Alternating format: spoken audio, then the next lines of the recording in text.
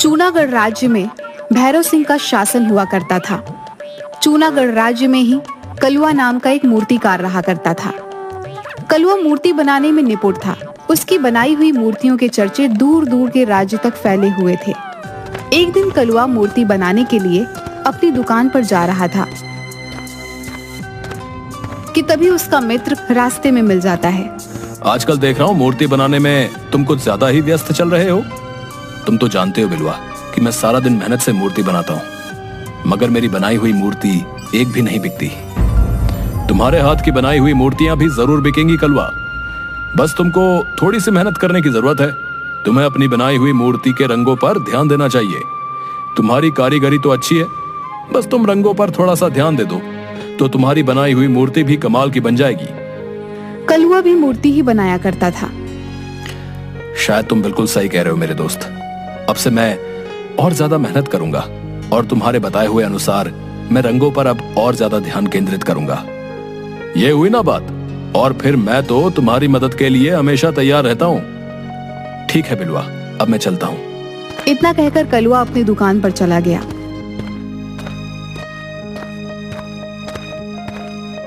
कई महीने ऐसे ही बीत गए। एक दिन वहां पर भैरव सिंह के सैनिक कलुआ की दुकान पर आकर रुक जाते हैं। एक सैनिक कलुआ की ओर देखकर बोला, क्या तुम्हारा ही नाम कलुआ है? जी मेरा ही नाम कलुआ है। हमारे महाराज भैरव सिंह अक्सर आम आदमी का भेष बदलकर अपनी प्रजा का हाल चाल मालूम करते रहते हैं, और एक दिन राजा की नजर तुम्हारी बनाई हुई मूर्तियों पर पड़ी जो कि उन्हें बहुत ज्यादा पसंद आई। कुछ दिनों बाद भैरव सिंह अपने राज्य में एक बहुत बड़ा समारोह करवाने वाले हैं। तुम्हें भैरव सिंह के लिए एक ऐसी मूर्ति बनाकर तैयार करनी होगी जो बिल्कुल इंसानों जैसी लगे। याद रखना, मूर्ति एक सुंदर युवती की होनी चाहिए। तुम ऐसी सुंदर युवती की मूर्ति बनाकर तैयार करोगे जिसे देखकर समारोह में आए अन्य राजाओं का मुंह फटा का फटा रह जाए। ये चूनागढ़ के राज्य की साख का सवाल है।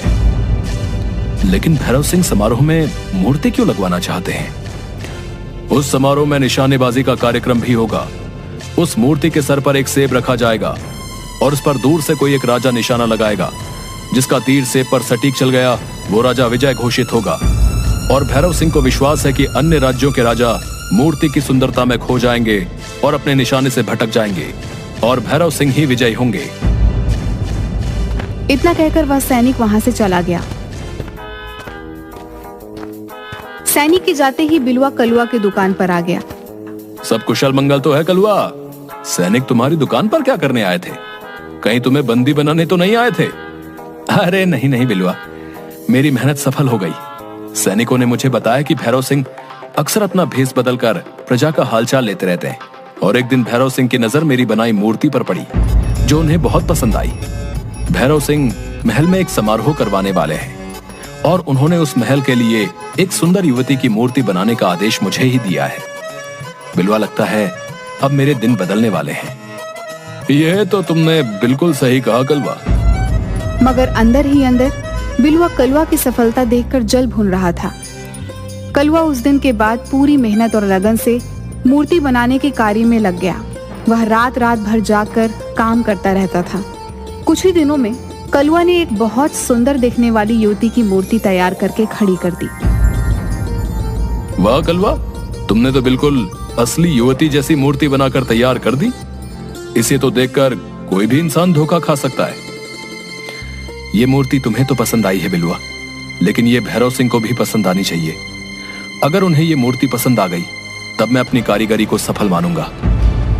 बिलवा, सैनिक इस मूर्ति को लेने के लिए आएंगे और वो मुझे भी राजमहल ले जाएंगे। क्या तब तक के लिए तुम इस मूर्ति को अपनी दुकान पर रख सकते हो? आजकल राज्य में चोर बहुत घूम रहे हैं और मुझे सबसे ज्यादा विश्वास तुम पर है। बिलवा ने वह मूर्ति अपने दुकान पर ले जाकर रख दी। मैं वैसे भी इस मूर्ति को ठिकाने लगाने की सोच रहा था और इस मूर्ख ने तो स्वयं ही मूर्ति मुझे सौंप दी। देखता हूं ये कलुआ का बच्चा राजा को मूर्ति कैसे दे पाता है, क्योंकि मैं कल सुबह ही इस मूर्ति को बेचकर इस शहर और इस राज्य से कुछ महीनों के लिए रफू चक्कर हो जाऊंगा।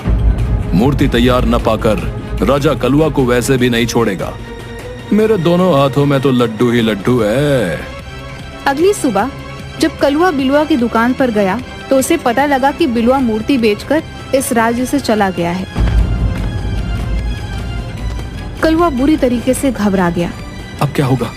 राजा के सैनिक जब मूर्ति लेने आएंगे, अगर उन्हें मूर्ति तैयार नहीं मिली तो राजा बुरी तरह से क्रोधित हो जाएंगे और मैं इतनी जल्दी मूर्ति भी तैयार नहीं कर सकता। मैं एक काम करता हूँ, इस राज्य से भाग जाता हूँ, नहीं तो राजा मुझे मार डालेगा। कलवा घबराता हुआ सीधा जंगलों के रास्ते दूसरे राज्य की ओर भागने लगा। तभी उसके कानों में बहुत से सैनिकों के घोड़े के टापों की आवाजें टकराई। कलवा के दौड़ते हुए कदम अचानक रुक गए। ये तो सैनिकों के घोड़े की आवाज है।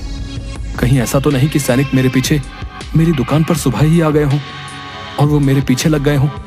हे ईश्वर, अब क्या होगा? कलवा एक घने पेड़ के पीछे छुप गया। कुछ ही देर बाद बहुत से सैनिक वहां से निकलते हुए चले गए। कलवा वहां से जाने ही वाला था कि तभी उसके कानों में किसी स्त्री के कराहने का स्वर टकराया। कलवा ने देखा कि एक युवती घायल अवस्था में पेड़ के नीचे लेटी हुई थी। कलवा दौड़ता हुआ उस घायल युवती के पास पहुंच गया। कौन हो तुम? ये मैं तुम्हें नहीं बता सकती कि मैं कौन हूँ। मैं बस तुम्हें इतना बताना चाहती हूँ कि तुम इसकी रक्षा करना, इसे अपने घर ले जाओ। इसे किसी भी तरह से राजा के हाथ मत लगने देना, नहीं तो अनर्थ हो जाएगा। तुम किसकी रक्षा की बात कर रही हो? यहाँ तो मेरे और तुम्हारे अलावा कोई भी नहीं है। घायल युवती ने एक पेड़ की तरफ इशारा करके कहा। मैं उस मूर्ति की बात कर रही हूँ। कलवा ने जैसे ही देखा कि उसकी आंखों के सामने एक बेहद सुंदर युवती काले वस्त्र पहनी खड़ी हुई थी। वो तो इंसान है, कोई मूर्ति नहीं। नहीं, ये मूर्ति है। तुम जल्दी से इसे अपने घर ले जाओ। लेकिन तुम तो बुरी तरह से घायल हो। मेरी चिंता मत करो, तुम बस इसे ले जाओ और वचन दो कि तुम इस मूर्ति की रक्षा करोगे और इस बारे में किसी को नहीं बताओगे। ठीक है, मैं आपको वचन देता हूँ कि मैं इस मूर्ति की रक्षा करूंगा। कलवा ने इतना कहा ही था कि वह स्त्री बेहोश हो गई। कलवा उस मूर्ति को लेकर घर चला गया। आज रात इस मूर्ति को अपने घर पर ही रख लेता हूँ। सुबह होते ही इस मूर्ति को लेकर इस राज्य को छोड़कर चला जाऊंगा। कलवा ने इतना कहा ही था कि तभी उसके कानों में किसी स्त्री का मधुर स्वर टकराया। तुम्हें भागने की कोई जरूरत नहीं है, भागना कायरता होती है। स्त्री का मधुर स्वर सुनकर कलवा चौंक कर इधर उधर देखने लगा। एक बार को मुझे ऐसा लगा जैसे कि इस मूर्ति ने मुझसे बात की हो। लगता है मैं भी पागल हो गया हूँ। भला मूर्ति क्या बात करती है? कलवा उस मूर्ति को निहारते हुए सो गया। अगली सुबह कलवा उस मूर्ति को देखकर बोला, तुम तो बिल्कुल इंसान जैसी मालूम पड़ती हो। मेरी आयु 24 वर्ष की हो चुकी है, मगर मुझे अभी तक विवाह के लिए कोई भी स्त्री पसंद नहीं आई। अगर तुम इंसान होती तो मैं तुमसे ही विवाह करता। सच तो यह है कि पहली ही नजर में मुझे तुम्हें देखकर प्रेम हो गया है। मुझे भी तुमसे प्रेम हो गया है। अरे, फिर से उसी स्त्री का स्वर। लेकिन मेरे अलावा तो यहाँ पर और कोई मौजूद नहीं है। तभी कलवा का दरवाजा कोई जोर जोर से पीटने लगा।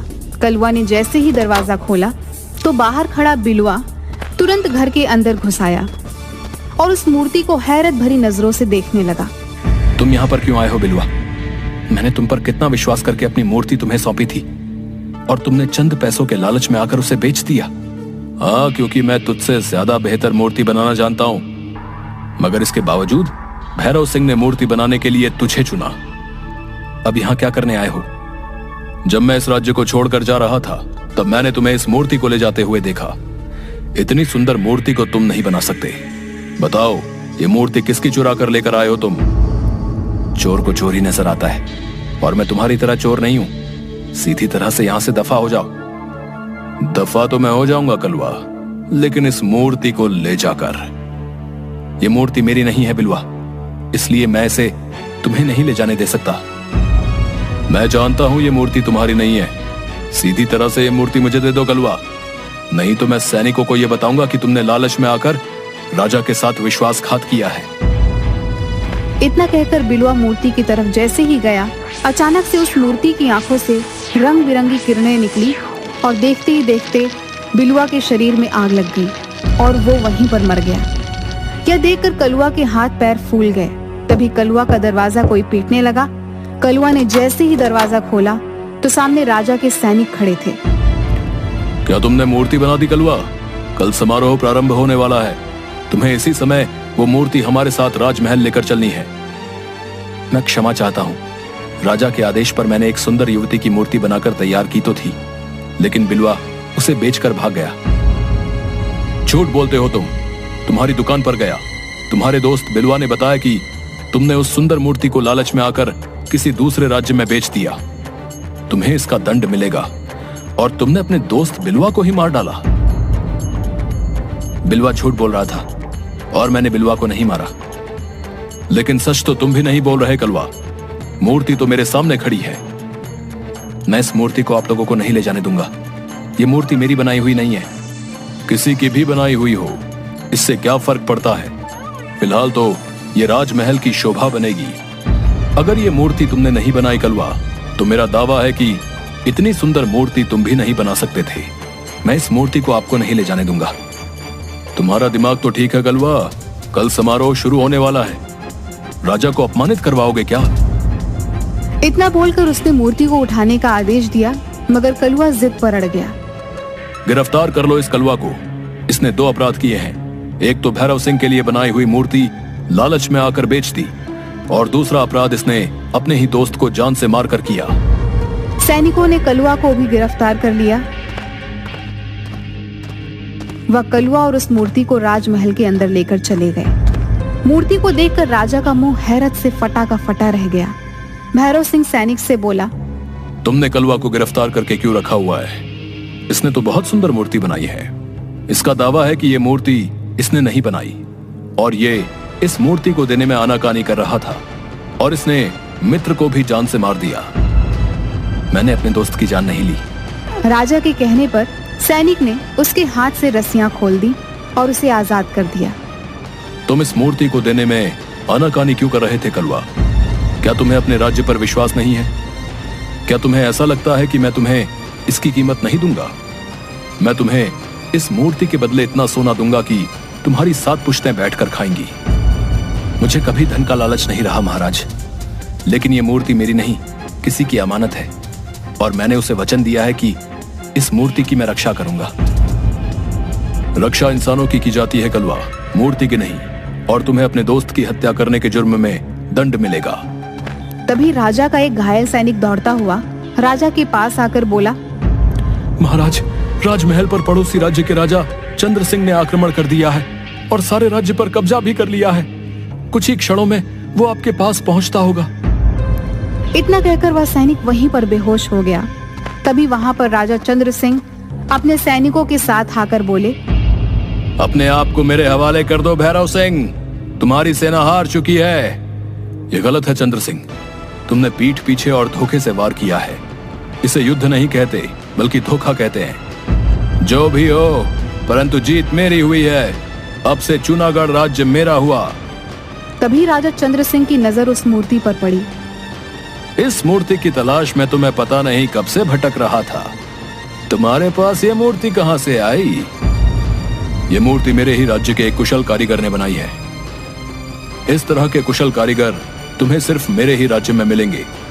नहीं भैरव सिंह, तुम जिसे मूर्ति समझ रहे हो ना, वो दरअसल मूर्ति नहीं, बल्कि कुछ और ही है। इतना कहकर राजा चंद्र सिंह ने अपनी जेब से एक सफेद पाउडर मूर्ति के ऊपर फेंक दिया। अचानक मूर्ति के ऊपर रंग बिरंगी किरणें फूटने लगी और मूर्ति एक बेहद सुंदर युवती, मतलब एक इंसान में परिवर्तित हो गई और क्रोधित होकर राजा चंद्र सिंह से बोली, ये तुमने अच्छा नहीं किया राजा चंद्र सिंह। जब तुम मेरे राज्य को जीत नहीं पाए, तब तुमने कपटी साधु की तंत्र क्रिया से मुझे एक मूर्ति में परिवर्तित कर दिया। कौन हो तुम? मैं रायगढ़ रियासत राज्य की राजकुमारी विभा हूँ। हाँ, और अब मैं इस राजकुमारी से विवाह करके सुंदर नगर पर भी कब्जा कर लूंगा। तभी कलवा ने अचानक राजा की तलवार निकालकर राजा चंद्र सिंह पर हमला बोल दिया। कलवा के एक ही वार से राजा चंद्र सिंह ढेर हो गया। तुम्हारा बहुत बहुत धन्यवाद कलवा। अगर तुम ऐसा नहीं करते तो मेरे हाथ से मेरा राज्य छिन जाता और राजकुमारी विभा को ये जबरदस्ती अपनी पत्नी बना लेता। तुम्हारा बहुत बहुत धन्यवाद कलवा। इस चंद्र सिंह ने मुझे कपटी साधु द्वारा मूर्ति में परिवर्तित कर दिया था, लेकिन मैं मूर्ति बनने के बाद भी सब कुछ देख और सुन सकती थी। तुम्हें जंगल में जो घायल स्त्री मिली थी वो मेरी दासी थी, जो मुझे राजा चंद्र सिंह से बचाती हुई फिर रही थी, मगर राजा चंद्र सिंह के सैनिकों ने उस पर हमला कर दिया और इत्तेफाक से ही वहाँ तुम मिले। सच तो ये है कलवा कि मुझे भी तुमसे पहले ही नजर में प्रेम हो गया है। जिस तरह से तुमने चंद्र सिंह के ऊपर वार किया है, तुम में एक कुशल राजा बनने के भी लक्षण हैं। तुम्हारा दोस्त उस समय तुम्हें मारने की नीयत से आया था, इसीलिए मैंने बिलुआ की जान ली। अगले दिन भैरव सिंह ने धूमधाम से कलुआ और राजकुमारी विभा का विवाह संपन्न कर दिया। आज कलुआ राजकुमारी विभा के साथ मिलकर रायगढ़ रियासत पर शासन कर रहा है।